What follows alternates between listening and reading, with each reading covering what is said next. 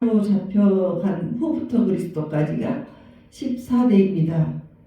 그 다윗까지 14대는 예수님 잘 믿고 상승기였어요. 그런데 다윗 때부터, 다윗 이후로부터 이 추락을 합니다. 믿음으로 추락합니다.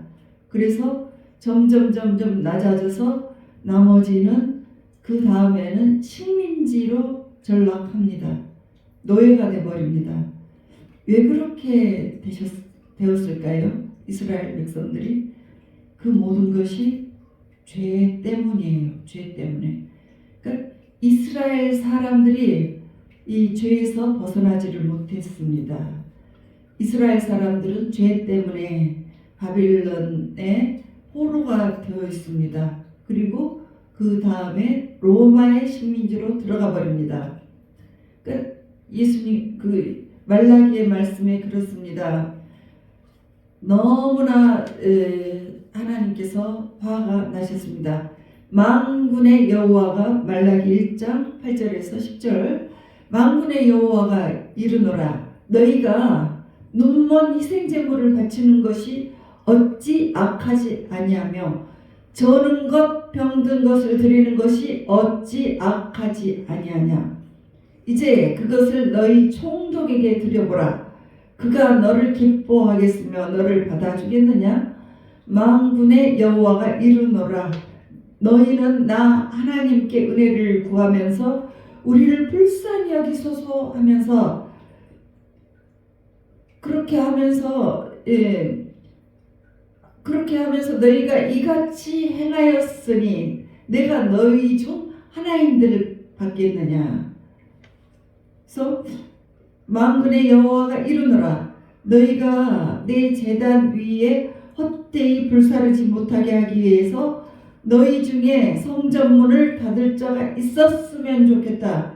내가 너희를 기뻐하지 아니하며 너희가 손으로 드리는 것을 받지도 아니하리라. 나 너희들 예배 받는 거 싫어. 정말 성전문을 차라리 닫아버렸으면 좋겠다. 응? 그래서 나라도 망하고 성전문도 닫히고 하늘문, 이 성전문이 닫히면 하늘문이 닫혀요. 그래서 닫혀버렸습니다. 원래 하나님께서는 우리 인간을 창조하실 때 하나님과 아주 동산을 거닐면서 친한 관계였어요. 그리고 우리가 아주 기쁘게 살기를 원했습니다. 그런데 그 아담과 하와의 죄 때문에 모든 질서가 망가져 버렸어요. 그래서 가정도 망가지고 인생도 어렵게 돼버리고 사람들의 성품도 악하게 됐어요. 그래서 기쁘게 살라고 이 세상을 만들어 놨더니 너무나 어렵게 살고 있습니다. 그래서 너무나 이 살고 싶지 않은 그 우울증 환자들이 많이 생깁니다. 이것이 바로 죄 때문이에요. 죄. 무슨 죄가 그렇게 많습니까? 그것은 하나님을 멀리한 죄. 하나님을 멀리한 것. 그리고 하나님을 가까이 하면서도 말씀대로 이렇게 살아 했는데 그렇게 살지 않은 죄 때문이에요. 그래서 온 세상이 아주 악하게 되어버렸습니다. 그래서 그때 하나님께서 기쁜 소식을 우리에게 들려줍니다. 오늘 본문 말씀입니다. 마태복음 1장 21절부터 23절입니다. 아들을 낳으리니 이름을 예수라 하라. 이는 그가 자기 백성을 그들의 죄에서 구원할 자임이라 하시니라. 구원이라는 것은 우리가 죄를 용서를 받고 천국에 가는 것이지만 그보다도 또 하나님께서는 더 큰 우리 피조물들에 대해서 더 큰 구원이 있습니다. 너네들 너무너무 죄짓고 살지. 망가진 너네들 인생을 내가 싹 다 변화시켜 줄게. 그래서 그 에덴 기쁨을 회복시켜 줄게. 이 마귀 때문에 엉망진창된 너네들의 인생에 내가 바로 잡아줄게 하고 나오신 분이 바로 예수님이에요. 그분이 나셨습니다. 그분이 탄생하셨습니다. 그래서 너무너무 우리는 기쁨 그 자체로 오늘의 기쁨이 바로 우리 예수님 탄생하신 것이에요. 오신 것이에요. 그래서 누가복음 2장 10절에서 11절에 이렇게 말씀하십니다. 천사가 이르되 무서워하지 말라. 보라, 내가 온 백성에게 큰 기쁨의 좋은 소식을 너희에게 전하노라. 오늘 다윗의 동네에 너희를 위하여 구주가 나셨으니 곧 그리스도 예수 그리스도 주시니라. 주는 하나님이에요. 주는 하나님. 그래서 우리를 위해서 이 모든 마귀의 세력, 어려움의 세력 이런 것들을 다 멸하러 오신 그분께서 우리를 잡아주러 오셨다는 거예요. 그래서 기쁜 날이죠. 기쁜 날. 그래서 이제 하나님은 그 주님과 함께 동역하시고 함께 하십니다. 이사야 9장 6절에서 7절. 이는 한 아이가 우리에게 낳고 한 아들을 우리에게 주신 바 되었는데 그의 어깨에는 정사를 메었고 그의 이름은 기묘자라. 모사라 전능하신 하나님이라. 영존하시는 아버지라. 평강의 왕이라 할 것입니다. 그 정사와 평강의 더함이 무궁하며 또 다윗의 왕좌와 그의 나라에 군림하여 그 나라를 굳게 세우고 지금 이후로 영원히 정의와 공의로 그것을 보존하실 것이라. 만군의 여호와의 열심히 이를 이루시리라. 하나님께서는 예수님을 이 땅에 보내셨습니다. 그래서 십자가의 죽으심으로써 이 세상의 왕이 되셨습니다.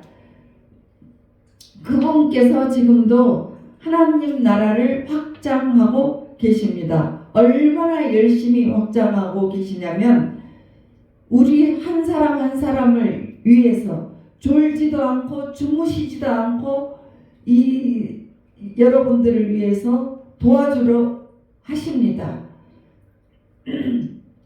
그래서 지옥 같은 너의 삶, 지옥 같은 너의 아픔 그런 것들을 내가 다 도와주고 교정해 줄게.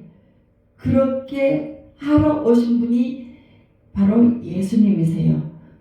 그런데 그 예수님이 다시 오실 때 온 세상은 완성이 됩니다. 아직은 미완성이에요.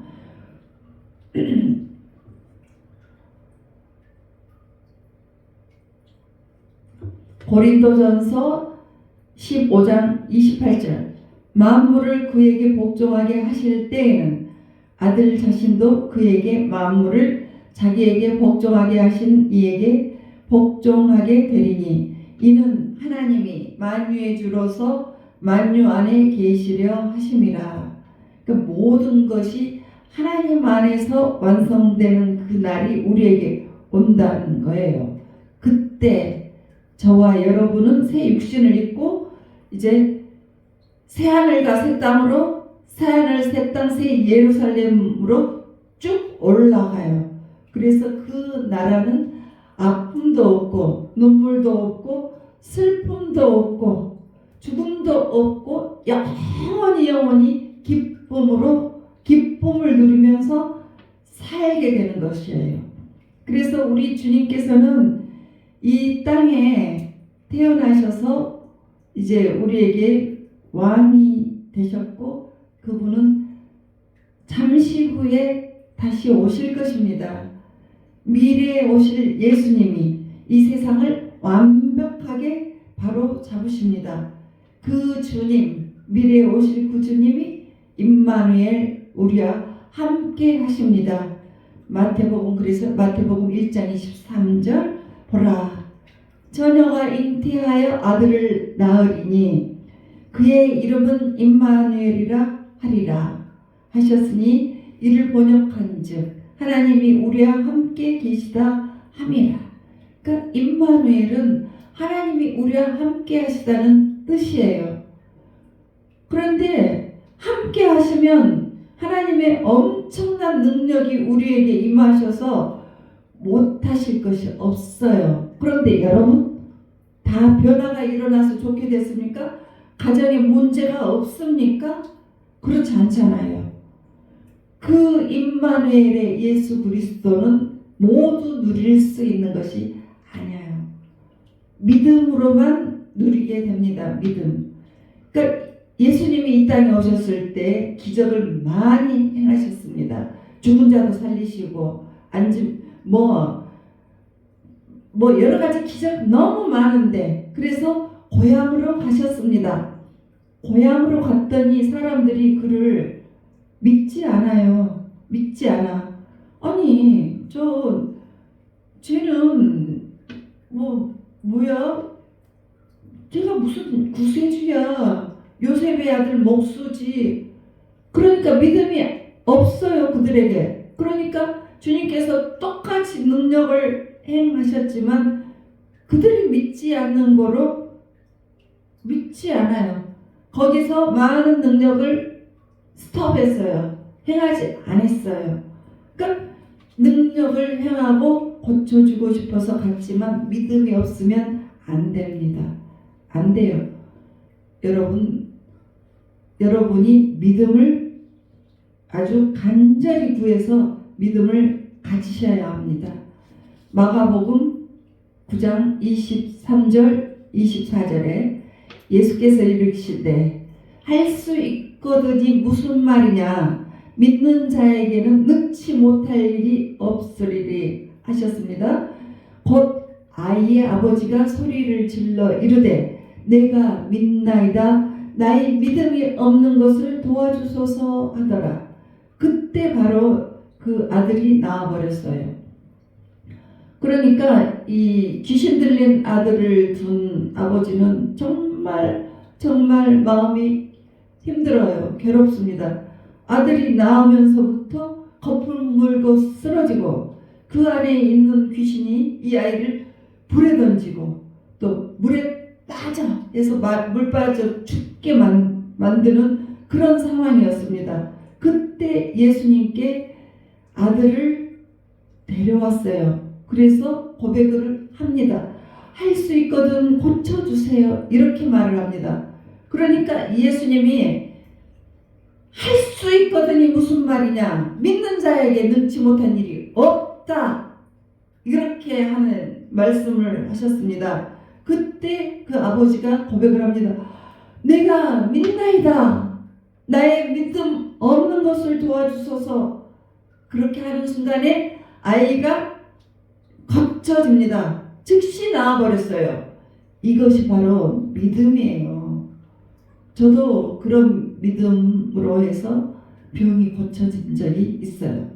기도원에 올라갔는데 이번에 금식 3일 하면 나는 다른 문제 갖고 왔는데 내가 밤새 기침을 하고 토해도 낫지 않고 이 고통스러운 거 막 면도칼로 막 여기 식도에서 위까지 막 쫙쫙 끊는 그 고통이 밤새 매일마다 반복이 됐습니다. 그런데 그것이 나겠다 하는 생각이 싹 들어와요. 3일 만에 다 나와버렸어요. 그것이 믿음이에요. 여러분, 믿음을 작동시키세요. 작동시켜서 안 될 것이 하나도 없습니다. 그래서 여러분들 삶에 놀라운 변화와 치유가 되는 그 은혜가 일어나기를 축원합니다. 그래서 임마누엘을 누리기 위해서 임마누엘 하나님, 첫 번째 임마누엘 하나님은 성령님으로 여러분과 함께 계십니다. 성령의 충만함을 받을 때 임마누엘이 역사를 합니다. 그러기 위해서 어떻게 성령의 충만함을 어떻게 우리가 받아야 합니까? 데살로니가전서 5장 17절에 말씀하십니다. 쉬지 말고 기도하라. 성령을 소멸하지 말라. 그리고 20절 예언을 멸시하지 말고 악의 모습은 어떤 것이라도 버리라. 그러니까 그 앞에 15절은 뭐라고 하냐면 삼가 누구에게든지 악을 갚지 말게 하고 서로 대하든지 모든 사람을 대하든지 항상 선을 따르라. 그러니까 이렇게 악을 행할 때 성령님이 소멸한다는 말씀이에요.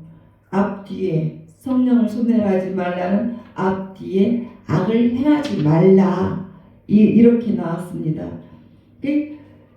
이 성령을 소멸하는 것은 아주 죄입니다. 그것이 어떻게 될 때 소멸합니까? 악을 행할 때. 그러니까 그 구체적으로 나온 것이 로마서 8장 13절입니다. 너희가 육신대로 살면 반드시 죽을 것이로되 영으로서 뭐뭐 행실을 죽이면 산다. 그러니까 육신이라는 것은 우리의 육신이라는 것은 태어나면서부터 물려받은 아주 헛된 성품들 있잖아요. 고집 세고 착한 때 고집 세고 또 뒤끝은 없지만 아각거리고 혈 확 내고 또 막 못되고 삿대질하고 또 스스로 음란에 빠져서 어떻게 나오지 못하고 그런 것들 조상들에게 물려받고 나와요. 그런 것 좋지 못한 것을 우리의 육신이라고 합니다. 그런데 그것을 어떻게 고칠 수가 있습니까? 여러분 정말 못 고쳐요. 못 고쳐요. 그것은 오로지 성령님께서 내 안에 들어오셔서 임마누엘 나와 함께 계시면서 나보다 성령님을 힘이 더 강할 때 나를 지배해서 나를 고쳐주시는 거예요. 그래서 그렇게 되려면은 여러분들 기본 이것을 해야 합니다. 사도행전 2장 38절을 봐보세요. 베드로가 이르되 너희가 회개하여 각각 예수 그리스도의 이름으로 세례를 받고 죄 사함을 받으라. 그리하면 성령의 선물을 받으리니. 성령의 받는 방법은 회개예요. 회개하고 이렇게 기도하는 거예요. 하나님, 제 뜻대로는 내가 내 똥꼬집을 고칠 수가 없어요. 내 음란, 내 혈기를 정말로 고쳐지지 않아요. 내 도박성 고쳐지지 않아요. 아버지, 저를 도와주세요. 변화되지 않아요. 주님께서 도와주세요. 그렇게 간절하게 기도하고 나갈 때 여러분들이 변화가 되는 거예요. 여러분들 아들 못된 성품, 여러분들 자녀가 무기력에 빠져 있고 우울증에 빠져 있습니까? 부모가 대신 기도해 주세요. 회개하고. 그러면 주님께서 도와주신다 이거예요.